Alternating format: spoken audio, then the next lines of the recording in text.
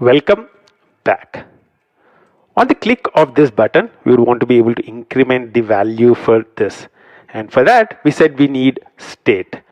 The other thing which we looked at is the fact that this function is now outside the function component.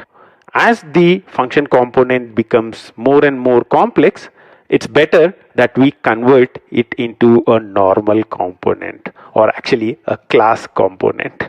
So in this step, let's start with creating a class component for counter, and what we would do is we would start adding state to that class component. Let's get started right now. The first thing I would start doing is class counter. What we would want to do is extends component, right? That's basically what we would want to be able to do. Extends component. And let's import the component from React. And over here, we need to add a render method.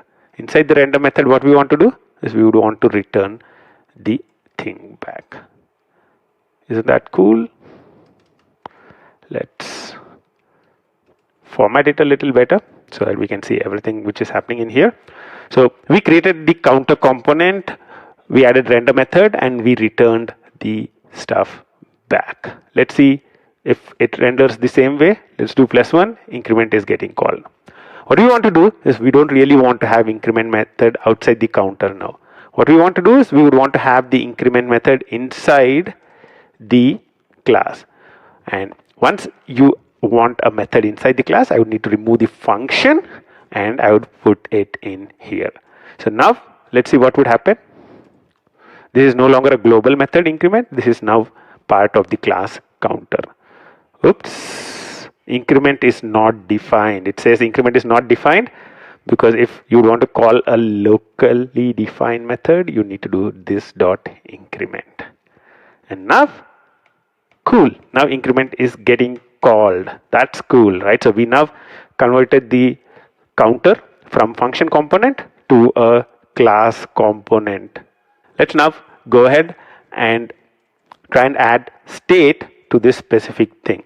One of the important things in React is whenever you would want your component to have state, the best practices to follow are, number one is define the initial state in a constructor. So in a constructor is where you would actually define your initial state.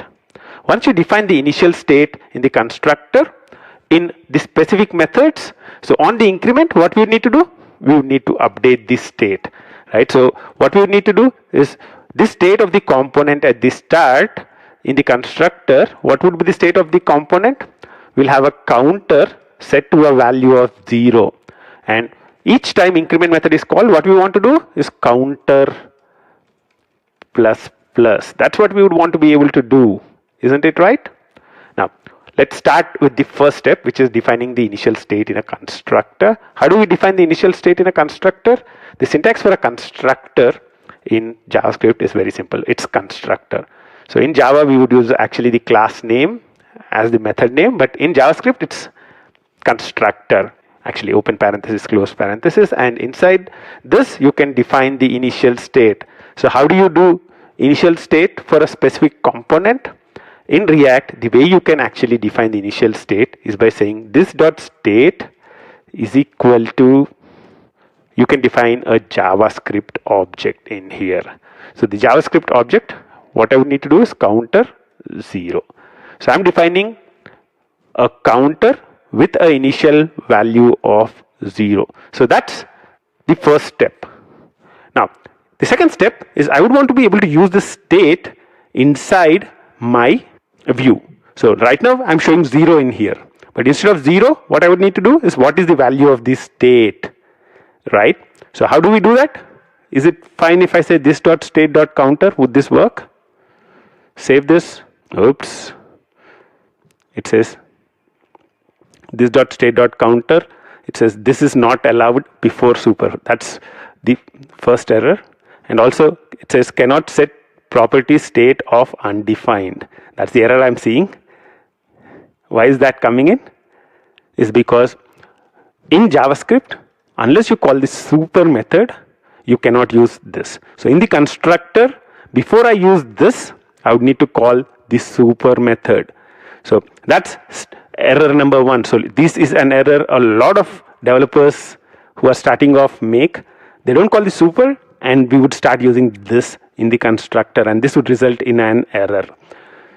That's cool. So it's coming up. But what is happening here is this dot state dot counter is shown as is. Is that what we want? We want to show the value of this. So we want to execute the JavaScript. So I would need to say this. So this dot state dot counter, it's showing 0. Cool, right? Now, what do we need to do? We would want to increment it. How do we increment it? Let's comment the increment stuff. Can I say this dot state dot counter plus plus? Is that what we do typically? Let's refresh. +1. Oops, a huge trace. It says cannot read property state of undefined. The first thing which is happening is that it says I cannot find the value this. In a constructor, what we need to do is we'll call the super method to make sure that this is available. For typical React ES6 classes, if you want to make this available inside the method, what we need to do is we need to bind the method to the class. How do we bind a method to the class? The way we would do that typically is inside the constructor. What we would do is we would say this dot increment is equal to this dot increment dot bind this. So we are binding this to the increment. What would happen now? Let's see. Cool, errors disappeared. There is a new error which is coming in here. We'll talk about it. Do not mutate state directly. But before that, let's do +1. Okay, nothing is printed. But the most important thing is there is a warning which is coming in here. It's saying do not mutate state directly. What is it telling me? It's saying don't try to change state directly. Where am I changing state directly? This is where I'm changing the state directly. It's also suggesting me what to do. It says use set state. Hey buddy, why are you actually calling ++ directly? Why don't you call set state? That's basically what it's telling me. So let's do that. In React, you don't update the state of the component directly. You need to call a set state method and tell React, hey React, I'm going to update this state. Now, whatever update is there, you go and take it and apply it to the components. One of the important things about this dot set state is that what you need to pass to it is a object. So I'm passing a object. Again, this is passing an object with the updated value. So what I would need to do is I would need to say state. That's basically the new value of state is actually this dot state dot counter +1. Let's format this a little bit and save this. Let's see what would happen. Cool, +1. Nothing is happening.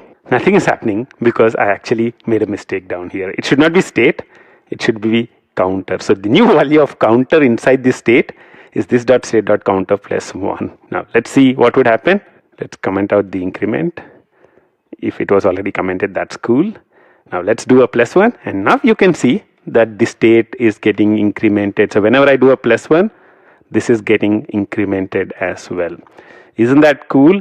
So now what we have is a component to do a +1. So when I do a +1, it gets incremented by 25. In this step, we started with converting the counter function component into a class component. The first thing we had to do was to create the render method and have the counter class extend component.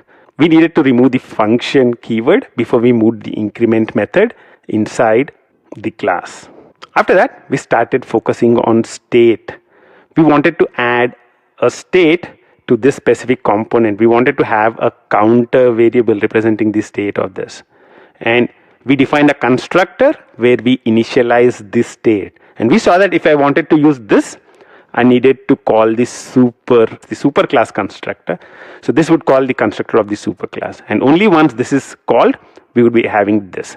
So once we have this state set, we saw that the increment method did not have this available. To enable that, we had to bind this to the increment method inside the class.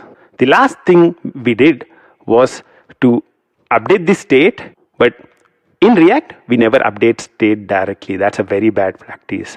All that we need to do is update the state by calling the setState method. Once we call the setState method, React would look at what is changing, and based on it, it would efficiently update the component. We have just started with state, and there are a lot of things that you need to understand about state. We will look at that and a lot more in the subsequent steps. Until then, bye-bye.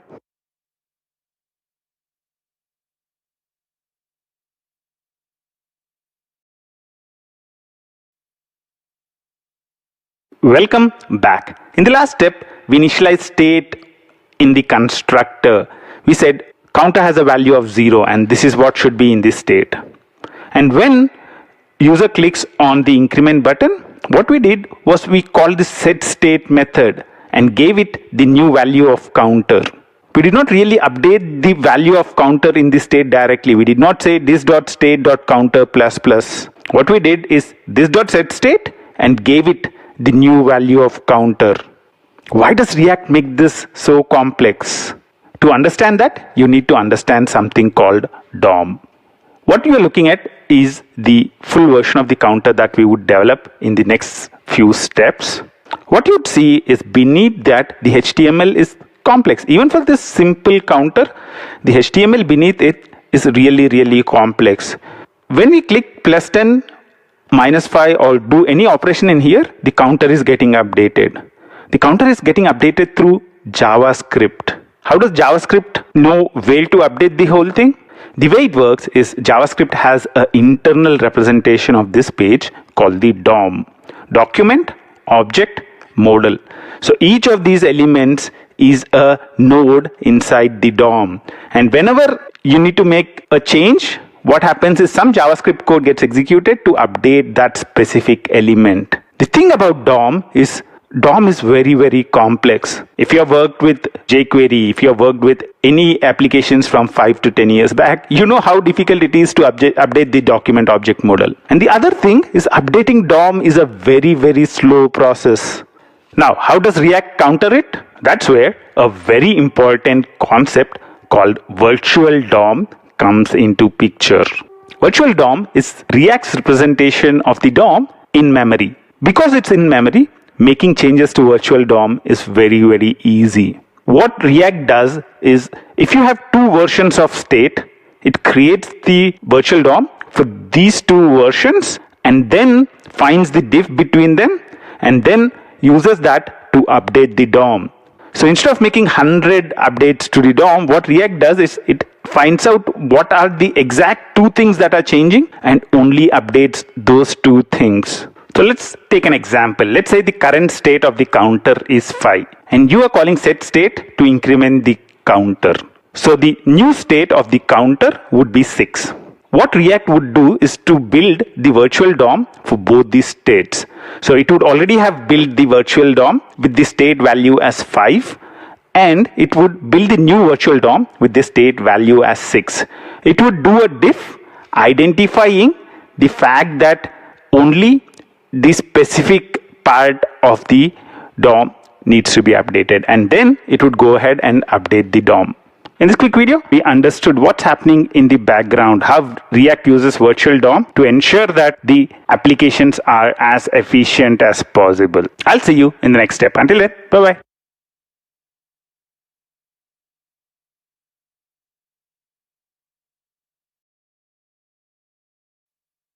Welcome back. In this step, let's look at a couple of tips. The first one is that when I call this.setState, what it does is a merge with the current state. What does that mean? So if I have a state in here, right? So counter is 0. Now I would want to add another thing to this counter. So to this state, I would want to add another value. How do you separate different values? You would use comma. So counter 0 and let's just say second counter is 100. So the initial state is counter 0 and second counter 100. Over here we are incrementing the counter and only setting the value of counter. What happens to the second counter? Will it become 0? What would happen is that the second counter value will not be modified at all. Whatever object you are passing in here. So only the values which you are passing. So you are passing a counter value. So that counter value is what is taken in and updated. The second counter remains as is. So if you want to see the value of the second counter, what I'll do is count. I'll say second counter. And you can see that the second counter remains 100 even when I increment the first counter. Set state is actually a merge. That's number one. So if I would want to update the second counter as well, I can say second counter and say this dot state dot second counter plus 1. Now all of them get updated. That's number one. Let's get rid of the second counter. Cool. Second counter is out of the equation now, and application is working as it is. The second thing I would want to talk about is the arrow function. Typically, whenever we used functional programming in Java, we have a lambda expression, and similar to that in JavaScript, we have something called a arrow function. We have Node.js installed. So what I'll do is I'll type in Node. I'll open up the command prompt or terminal and type in Node. You can execute JavaScript code in here. The other option is actually go to console, and over here you can also type in the same code. Let's create a simple list. And how can we create a list? Where list is equal to 1, 2, 3, 4. This is how you define a simple array. And now, whenever you would want to do something around this using functional programming, let's say I would want to loop around this and print double the values. So the way I can do that in JavaScript is by saying list dot for each. This is very similar to the for each method which is present in Java functional programming. So you are saying list dot for each value, for each x which is present in here, console.log 2 into x. So what we are defining here is x arrow. This is equal to and greater sign. This is called the arrow function. So x arrow, what should we do? Be very careful about this syntax. It's list dot for each, e caps. We are opening up a parenthesis, closing the parenthesis here, and between that we are defining the arrow function. The arrow function says for every x do a console.log of 2 into x, and it prints 2, 4, 6 and 8. So this arrow function is what we are going to look at right now, and look at how it simplifies the need to do a binding. So over here, this is a normal function, right? How do I make it an arrow function? All that I need to do is do a simple change in this. Go over here and you need to say render is equal to, this indicates that this method no parameters. If this is the case, then do this. What is the advantage of doing this? Let's save this and actually look at the code to see if it's working fine. Yeah, it's running fine in the browser. The advantage of doing this is you would not need to do the binding. With arrow functions alone, you don't really need to do the binding. So if you'd seen right now, oops, I still get the error. Why? Can you think of the reason why I'm still getting the error? Because I've actually changed the render method to an arrow method and not the increment method. Isn't that funny?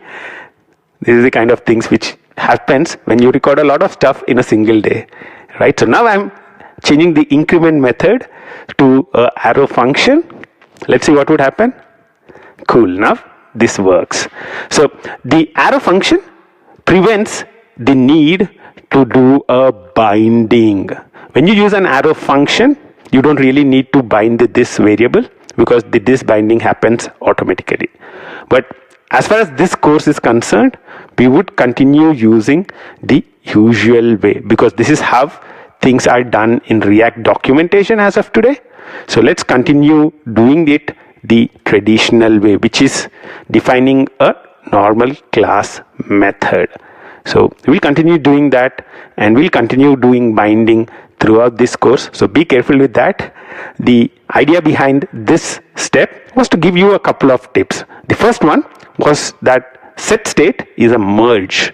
So whatever values you pass to the set state is merged with the existing state. The second thing is, if you define an arrow function, then you don't really need to bind this variable to it.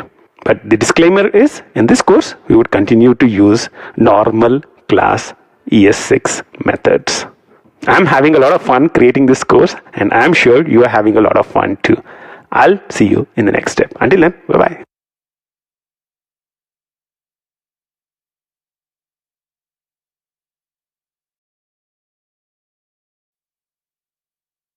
Welcome back. In this step, let's look at an important JSX tip. In the earlier steps, we defined the classes for this specific things in a CSS file. The thing is, you can also define the CSS on the element itself. So on the counter itself, we can actually define CSS. Let's look at how you can do that and what are the consequences of doing that in this specific step. So I said on the counter itself, you can include the style. So how can we do that?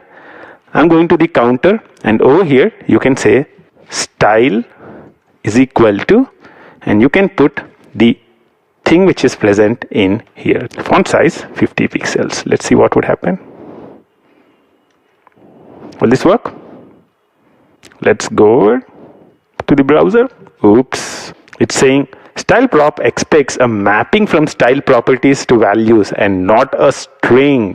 So what it's saying is that don't give me a string, give me a proper object. So what you need to provide it is actually an object. You cannot provide a string. So let's change that to an object. Will this work? It says failed to compile. Unexpected token expecting close brace. Why is this failing? The reason is because I'm saying JavaScript code. I'm saying inside this there is JavaScript code. That's what the open brace means. But what I'm putting in here is some text. I want to convert this into an object. How can I do that? I can include it within another set of braces. So save this now. Will this work? It says unexpected token hyphen. Inside a JavaScript object, you cannot use a hyphen. So how can I do that? I would need to say font size. And if it's a string value, what I would need to do is to put within quotes.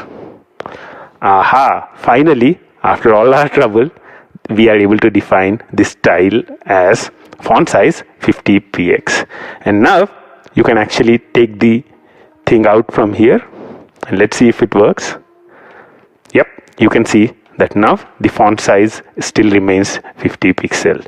Now you can also remove the padding from here and add it down here, right? So I can say font size 50 pixel, padding, again I would need to actually put it within double quotes. And now you'd see that it remains the same. One of the other things you can do is actually define a variable for this. So I can take this thing and actually create a variable. So I can say variable, or actually we can use the let. So let is very similar to VAR in JavaScript. So earlier we were using VAR in JavaScript. One of the problems with VAR is that the scope of it is not block scoped. So if you have n number of blocks and you define a variable in the innermost block, the variable is available for the entire function, entire method. However, let is block scoped. So let helps us to create block scoped variables, and that's the reason why typically we use let instead of VAR. You can say let style is equal to this particular thing. One other thing, style is a constant, right? We are not going to really change it. In that case, you can also use another modern JavaScript feature, which is constant. So I can say constant style is equal to this, and now I can say style is equal to style. And let's see what would happen. Yep, style remains as it is.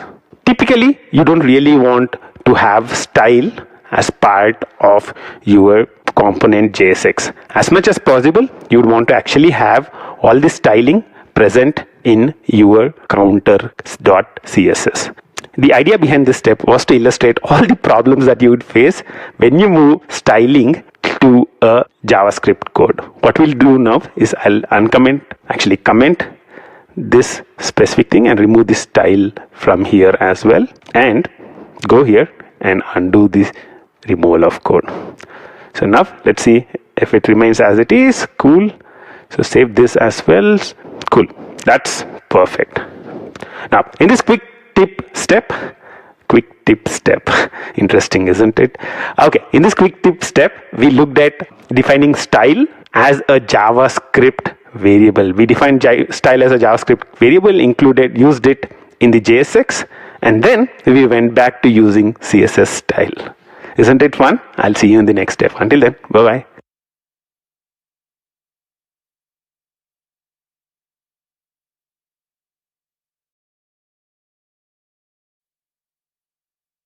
Welcome back. In the previous steps, we started defining a counter. When we did a +1, we are able to increment the counter. But what we wanted to achieve was the ability to have multiple counters with different values on them. Let's take a few steps towards that in this specific step.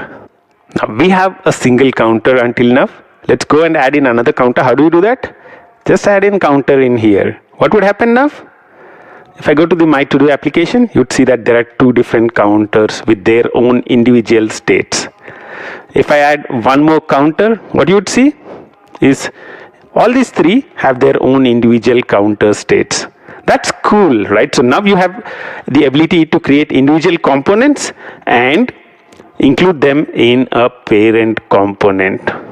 But what we want to be able to do is, number one, we would want to be able to define a different increment value for each of these. So this one I would want to have +5 as the increment. This one I would want to have +10 as the increment. This one probably +1 as the increment. How can I do that? That's number one. Number two is whenever we click this, we want to update the same variable. Right now we have three different things. That's problem statement number two. Let's start with problem statement number one in this specific step. We would want to be able to have different increment values for each of these buttons. One of the important things that you need to understand is the increment value is not going to change. So once I create this button and I say this is increment value is 5, the increment value will remain 5 throughout. It will not change to something else during the lifetime of that specific component. And that's where properties comes in, or they are called props. What you can do is to the counter, you can add a property. So how do you add a property? The way you can do that is by saying counter and say increment by is equal to 1. So I'm saying increment by is equal to 1. There is a small mistake in here. Don't worry about it. We'll fix it a little later. Over here, I would want to increment by 5. Over here, increment by 10. I can go to the counter component and I can use the increment by value. How can I use that? How does it come in? Over here, the way you can use the props is instead of +1, instead of 1, I would want to display the value. So how can I do that? It's a JavaScript value, and the way you can do that is this dot props dot the name of the property by. This dot props dot by, and let's see what would happen. +1, +5, +10. Isn't that cool? +1, +1, +1, +5, nope. +10, nope. Let's fix that right now. You can stop this step in here and try implementing that as an exercise. We have done major part of it right now. I would recommend you to try that as an exercise. Okay, I hope you had a chance to do it. If you have not, this is how we would do that. So now what we need to do is the counter needs to be incremented by this dot props dot by. So until now we were incrementing by what? we were incrementing by 1. Instead of 1, what we want to do is we want to increment by this dot props dot by. What would happen? Let's do, oh, what is happening? It's actually not incrementing it but appending 1 to it. What is the reason why it's appending 1 to it? Think about it. It's actually doing a string append. Why is it doing a string append? It's because we have defined a string value in here. Over here, we need to actually define an integer value. Oops, error. Oops, it says you cannot do this. It should be a JSX expression. The only way you can actually assign an integer value is actually creating a JSX expression. So I need to surround this with curly braces. Let's do that and save this. And now +1 +2 +3 cool, +5 +5 cool, +10 +10 awesome. Isn't it cool? What we did now is we are having the ability to customize how much the increment of each of these counters should be. How much the increment should be does not change over the lifetime of this component. This component will always increment by 10. This component will always increment by 5. This component will always increment by 1. And that's the reason why we made it a property and we are using it to set the increment value of that specific component. In this step, we looked at how we can use properties. We looked at the fact that if I do by is equal to quote 1, it becomes a string, and the way we can assign an integer value is by actually using a JavaScript expression within braces. And all that we needed to do inside the counter class was to start using this dot props dot by. I'll see you in the next step.